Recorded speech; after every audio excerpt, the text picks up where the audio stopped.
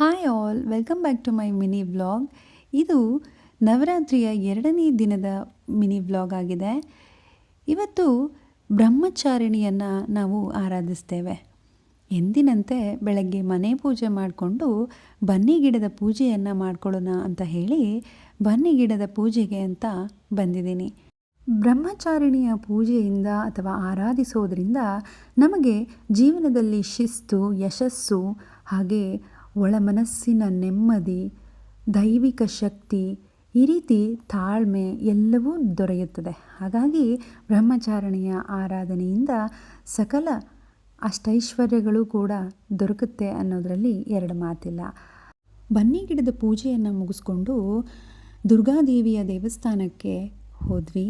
ಅದು ಎಷ್ಟು ಚಂದದ ಹೂವಿನ ಅಲಂಕಾರ ಮಾಡಿದ್ದಾರೆ ಅಂತಂದರೆ ನೋಡೋದಕ್ಕೆ ಎರಡು ಕಣ್ಣು ಸಾಲೋದಿಲ್ಲ.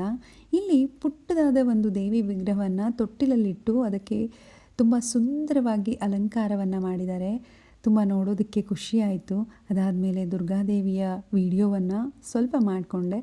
ಅದಾದ ನಂತರ ಹೊರಗಡೆ ಒಂದು ದೇವಿಯ ಪ್ರತಿಷ್ಠಾಪನೆಯನ್ನು ಮಾಡಿದರು. ಇದು ಇವತ್ತಿನ ಬ್ರಹ್ಮಚಾರಿಣಿಯ ರೂಪವಾಗಿದೆ. ಇದಾಗಿತ್ತು ಇವತ್ತಿನ ಮಿನಿ ವ್ಲಾಗ್. ಇಷ್ಟ ಆಗಿದ್ದರೆ ಲೈಕ್ ಮಾಡಿ ಮತ್ತು ಸಬ್ಸ್ಕ್ರೈಬ್ ಮಾಡೋದನ್ನು ಮರಿಬೇಡಿ.